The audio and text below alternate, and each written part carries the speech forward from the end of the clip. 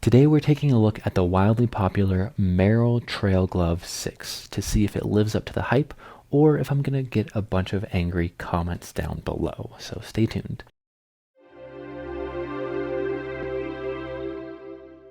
Quote, "This sixth version of our famous minimalist shoe is designed to mimic the shape of the human foot, keeping it in the position it would be in without shoes."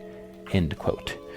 Now, today we're going to see if that is accurate or not. And if you're new to this channel, we always run every single pair of shoes through the shut test to see if it lives up to the minimalist or barefoot name. So S is for sole. Now this sole, there's a lot of conflicting information about on the internet. So I reached out to Merrell directly and they said the stack height is 11.5 millimeters. Now what they weren't sure of was whether the 3mm lugs were included in that total stack height or not. Now initially I was thinking, okay, the total probably is including the lugs. However, after comparing the thickness of these to my Mesa Trails, which I know are 11.5 including the lugs, the Trail Glove 6 definitely feels a lot thicker. So I'm gonna say the 11.5 is not including these lugs. So including the lugs, we're looking at 14.5 millimeters. Unfortunately, I lost my caliper, so I can't measure it. But that's what it seems like to me because these do feel significantly thicker than the Mesa Trail. Unfortunately for minimalist enthusiasts, they inserted a rock plate in this sole, which is a hard insert to basically cushion the feeling of rock. So if you step on a sharp one, even though it's 11.5 millimeters, it's not going to hurt your foot as much. Now I will say that was kind of nice because I was able to get a bit more lazy on some sketchy trails I took these on. However, at the end of the day, I don't like that it sacrifices the ground feel, because if you're a barefoot runner like me or a minimalist shoe runner like me, then you really want that ground feel. That's part of the experience, that's part of what you're after.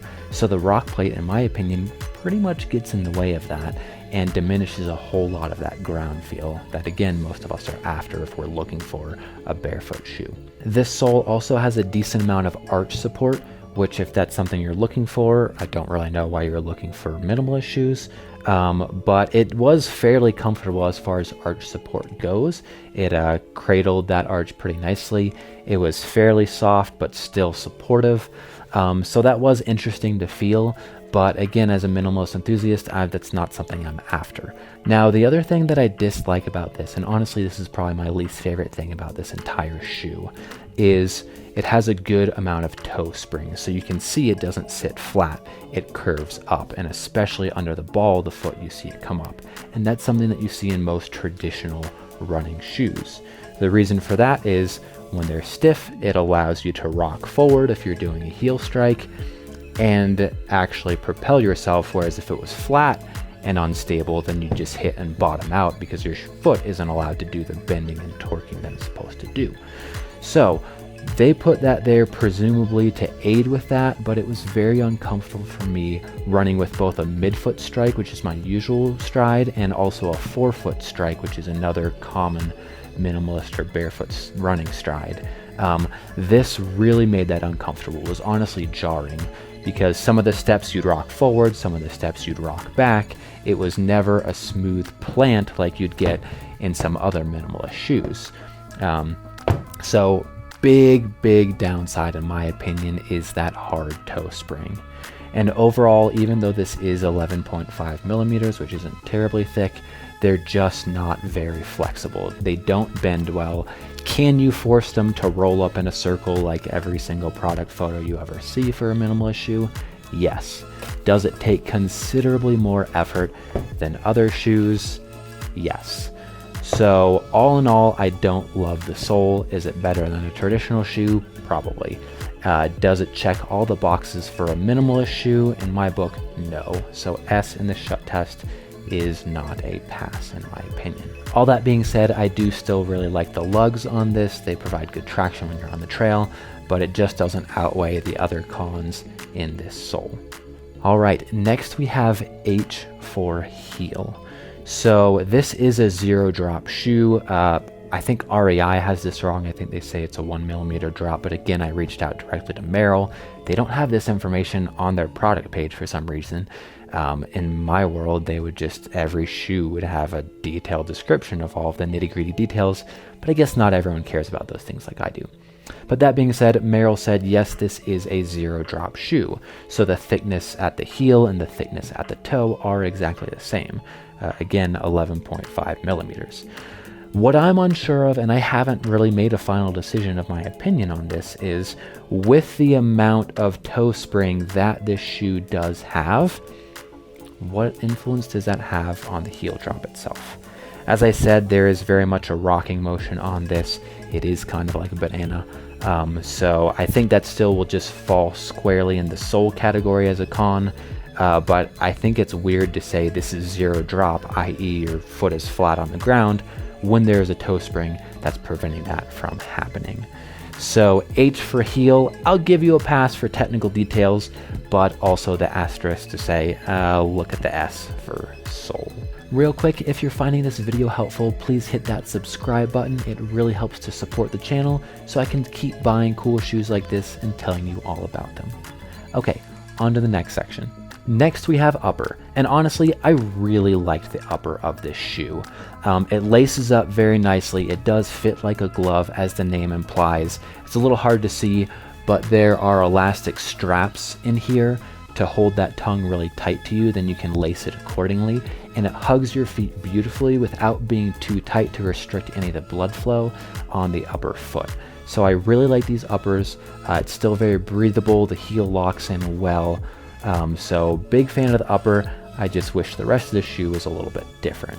Lastly, we have T for toe box, and unfortunately my toes were downright squished in this toe box. Primarily my pinky and ring toe, if you will, were really pushed in, and not just I felt the fabric or the edge of the shoe touching my toe, it was actually squished. And I'm a big time minimalist proponent. I wear nothing but minimalist shoes. I've been doing that for about a decade. So I do have a good toe splay, and these just did not allow for me to display that toe splay, if you will. So unfortunately, T for toe box is not a pass in my book.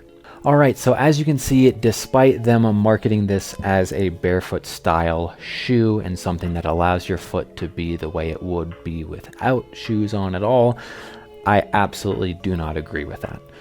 That being said, this could be beneficial if you're looking for a traditional shoe, but one that's a little bit lighter, one that's still 0 drop and a bit more flexible than a traditional shoe, but I would certainly not land this in the category of minimalist or barefoot shoe. If you're looking to transition, this could be a decent transition shoe if that's the route you want to go.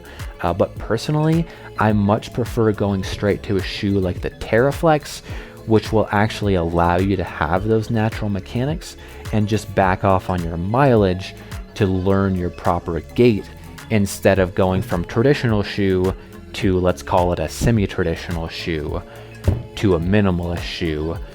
Because that's 3 times you're having to relearn your gait, or I guess 2 times relearning. And this isn't going to lend itself to actually learning that natural gait if that's what you're after. If that's not what you're after, if you just want a lighter weight trail shoe and you're not interested in the barefoot or minimalist thing, go for these shoes. They're great, they're lighter, they're still 0 drop, so it's going to give your Achilles a bit more stretch, and that therefore improves some elastic potential if you want to get nerdy about it. So these are a good option if that's kind of the camp that you're falling in. But if you're downright looking for a minimalist shoe, I would say pass on these and look for something else like the TerraFlex or the Mesa Trail, which I'll actually be doing toe-to-toe comparison videos, so you can check those out as well if that's on your radar. I was actually talking to a rep about these shoes, and they said the Trail Glove 6 is actually getting smaller. They're adding more support and more arch support. And that just doesn't make sense to me. It seems like if you want to reach the minimalist demographic, keep your minimalist shoe as minimalist as possible and keep your awesome traditional shoes as awesome traditional shoes. I don't see the need to try to bring the minimalist shoe back to being a more traditional shoe. I say pick a lane for each product, stay in it, and make both crowds happy. This shoe just doesn't make a lot of sense to me because, again, it's marketed as barefoot, but they're continuing to add more and more support, more and more structure, more and more protection, which destroys the purpose of this shoe. Thanks so much for watching this video. If you found it helpful, please hit that subscribe button. It really helps out the channel so I can keep buying cool shoes like these and trying them out. Thanks again, and I'll see you in later videos.